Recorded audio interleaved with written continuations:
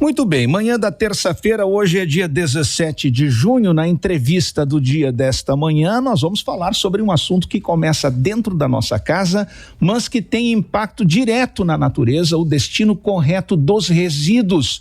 Nosso convidado é o professor Eduardo Barcelos, especialista em meio ambiente e sustentabilidade, que vai nos ajudar a entender por que ainda descartamos tanto lixo de forma errada. Professor Eduardo, muito bom dia, prazer em tê-lo conosco nesta manhã. Bom dia, Serginho, Marcelinho.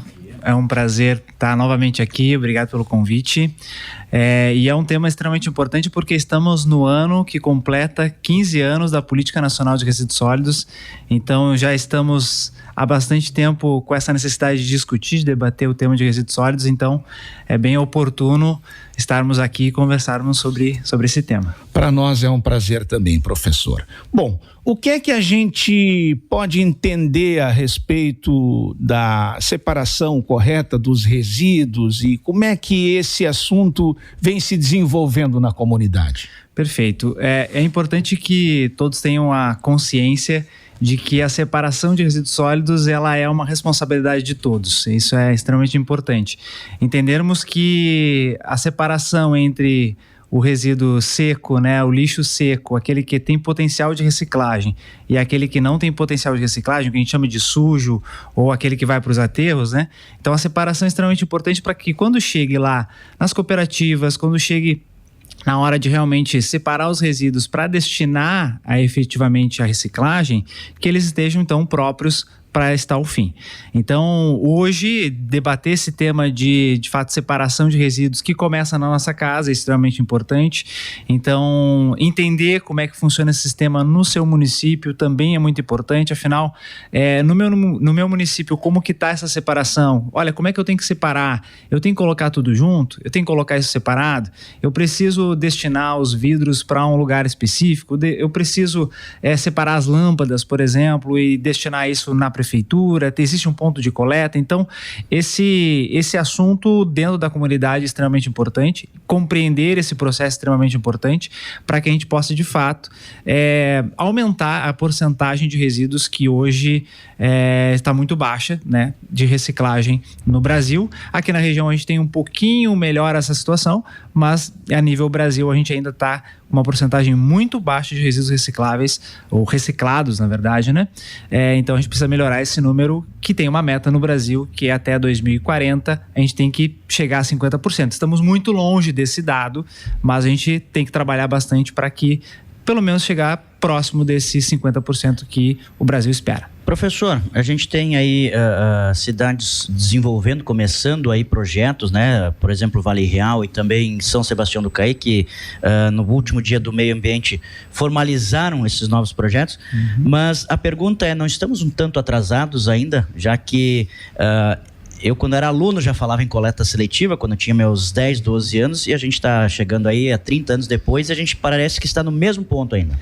Exatamente, eu acho que já está passando do tempo, digamos assim, mas ainda dá tempo de melhorar essa situação. Desde 2010, e aí se a gente for pegar isso modo tempo, né? Desde 2010 a gente tem uma obrigatoriedade em todos os municípios de realizar, a partir de então, a coleta seletiva. Mas isso depende também não só do movimento das prefeituras, de investimento, porque isso, claro, demanda muito investimento, isso não é uma questão barata para os municípios, e precisa, claro, do apoio da comunidade, precisa realmente de que todo mundo abrace essa causa e que a gente consiga ter resultados efetivos. Na legislação é muito bonito, né, quando está ali que, olha, é obrigado a realizar a coleta seletiva, mas na prática muitas vezes isso não se efetiva como se espera. Então, tratar isso, imaginamos agora 15 anos depois da política nacional, é extremamente importante. É tarde? Talvez sim. Mas talvez ainda dê tempo da gente melhorar essa situação que no Brasil ainda é muito grave. A gente ainda tem muito resíduo sendo colocado em lixões aqui no Brasil, né? Cerca de 30% do nosso resíduo gerado, nosso lixo gerado, vai para lixões ainda. Então, lá em 2010, quando surgiu a política, isso também era muito discutido. Olha, os resíduos, a partir de então, devem ser destinados a aterro sanitário. Mas o que se fez para isso? Né? E a coleta seletiva também anda junto com isso, né? Então, na lei é tudo muito bonito. A gente precisa realmente de prática, a gente precisa de projetos como esses que estão acontecendo em São Sebastião do Caí, no Vale Real, aumentar esses projetos, aumentar um corpo de ajuda para esses projetos. Eu acho que isso é interessante. Não basta só a prefeitura fazer o seu papel. Eu acho que empresas da região têm que também assumir essa responsabilidade junto e fazer com que a população seja bem informada, porque uma população bem informada sobre como descartar os seus resíduos e fazer essa coleta seletiva certamente vai colaborar com a efetividade do projeto. Bom, e tem também a consciência, né, das pessoas, no sentido de que dentro da casa da gente, a gente tem alguma obrigação, né, nesse sentido, buscar informações para ver de que forma a gente pode agir a partir de uma separação correta dos resíduos, a questão também dos dias de coleta específica e os programas, professor, os programas de publicidade, no sentido de conscientizar a população, eles estão sendo realizados, o setor público tem feito ações, as empresas têm colaborado com isso?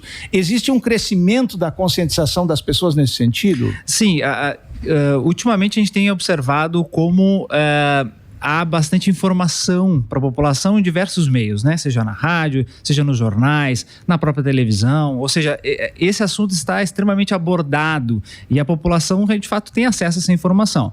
Claro que, a depender da região e da situação, enfim, da população, às vezes essa informação ela fica ou obsoleta ou ela fica um pouco mais escondida.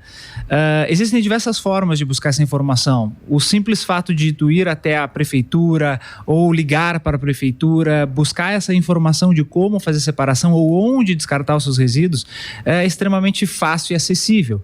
Todos os municípios têm um setor no qual cuida dessa parte de separação de resíduos e destinação. Então, é o papel da população também ir atrás, não só esperar que essa informação chegue. Claro que nós temos a responsabilidade, as prefeituras têm a responsabilidade de informar, mas a população também tem o seu dever de ir atrás da informação e, de fato, colaborar com que esses projetos, enfim, essa separação seja efetiva. Dentro de empresas, como é que pode ser feita essa separação? As empresas, eu acredito que seja o lado mais fácil de separação, porque elas são controladas desde a sua origem, né? Então, numa empresa, ela precisa ter uma licença ambiental para funcionamento e dentro dessa licença, a empresa já tem que apresentar a sua forma de separação, segregação, enfim, descarte desses materiais. Então, as empresas elas já estão mais estruturadas. E, claro, a gente está falando aqui de empresas que são aquelas legalizadas, empresas que de fato estão ambientalmente legalizadas, digamos assim, né? Que já têm a sua licença de operação. Então, essas empresas elas têm um controle maior sobre aquilo que gera. Agora, vamos focar não na geração. Agora, como é que a gente pode evitar que esse resíduo seja gerado ali na fonte? E isso eu acho que as empresas podem trabalhar. Então, hoje, trabalhar com a eficiência produtiva, trabalhar com menor desperdício, e isso tem que ser o foco também das empresas. É claro que se a gente for pensar em termos de eficiência, a gente pode trabalhar isso em casa também, né? E como reduzir a geração de resíduos, como que eu posso, por exemplo, chegar no supermercado e escolher um produto que na fonte vai me gerar menos resíduos. Então, isso também é trabalhado e pode ser trabalhado nas empresas. Então, não só trabalhar, olha, como que eu vou separar o meu resíduo e para onde eu vou destinar, mas eu acho que trabalhar como eu vou fazer para reduzir essa geração. Isso vai ajudar a empresa a não ter nenhum problema com esse resíduo e vai ajudar ela a ter menores custos, maior eficiência, obviamente, produtiva, e aí maiores ganhos com a sua produção. E como é que a gente coloca isso na cabeça da comunidade, da população? Por exemplo, tu falaste, vou lá no mercado e vou escolher... Hoje, com o mundo tão industrializado e com tanta pressa que a gente entra, olha ali na frente do gabinete, lá do freezer. Pega o primeiro. O primeiro que vem e vai embora. Como é que a gente vai botar isso na cabeça de pensar, não, a gente tem que cuidar disso? Como é que faz isso aí? Essa é interessante, essa pergunta. Há muito tempo atrás, ainda fiz uma postagem nas minhas redes sociais, dizendo que isso é um processo cultural, né? E a cultura, ela não é algo que se muda do dia para a noite. Isso é um processo. Isso demanda tempo. E a conscientização demanda tempo. A gente precisa realmente compreender o nosso papel enquanto cidadão, a gente precisa compreender o nosso papel na sociedade e fazer as melhores escolhas. Isso não vai ser da noite para o dia, a gente sabe disso. Mas trabalhar com aquela consciência de que, olha, eu posso fazer melhor, eu posso melhorar a minha forma de comprar e gerar o meu resíduo. Isso já vai ajudar muito. Para vocês terem uma ideia, uma questão de dados, né? Há 3, 4 anos atrás, cada cidadão, cada pessoa produzia em torno de 1,5 kg de resíduo, em média no Brasil.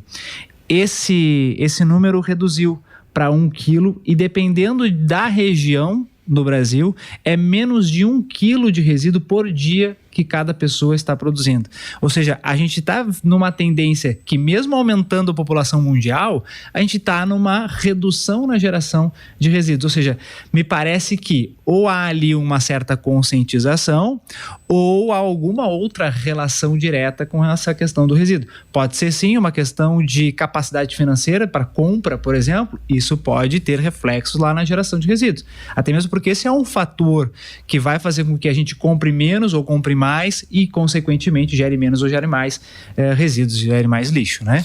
Professor Eduardo, a nossa entrevista está quase finalizando, mas foi bastante fluida, né? Muitos assuntos importantes aqui, se tocou em vários dados e aspectos importantes a respeito do tema, mas eu queria deixar ainda o microfone à disposição, que o senhor nos traga, assim, algumas ações simples para que as pessoas possam ajudar nesse processo, professor. Perfeito. O que a gente pode fazer em casa é ter uma simples divisão entre os resíduos, o lixo seco e o lixo orgânico, para fazer a separação e destinação para coleta seletiva. Lembrar sempre que tem alguns resíduos mais específicos que não podem ser descartados juntos com esses materiais. Por exemplo, o vidro tem que ser descartado em caixas, ser entregue em pontos de coleta, lâmpadas, resíduos mais volumosos, como restos de móveis e outros resíduos, tem pontos de coleta específico, busquem esses pontos de coleta específico. Com relação àqueles resíduos que a gente mais gera, os recicláveis e os orgânicos, procurem separar de maneira adequada, como, por exemplo, o seco, tentar realmente não envolver com outros materiais que possam ali contaminá-los e aí prejudicar futuramente lá o processo de reciclagem. Então, eu acho que começar dentro de casa separando com 2 lixeirinhas, eu acho que isso já é um grande passo para que lá na frente a gente possa ter uma reciclagem efetiva.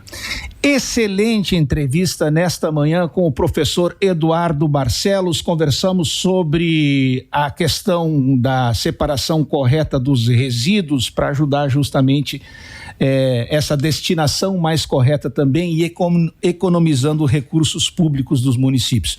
Professor, muito obrigado pela atenção com a Rádio Vale Feliz, parabéns pelo seu trabalho. Caso queira trazer mais alguma observação, por favor, fique à vontade. Não, agradecer mais uma vez a oportunidade, mais um tema de grande importância que a gente tem na região, não só na região, mas a nível nacional, acho que esse é um tema extremamente importante.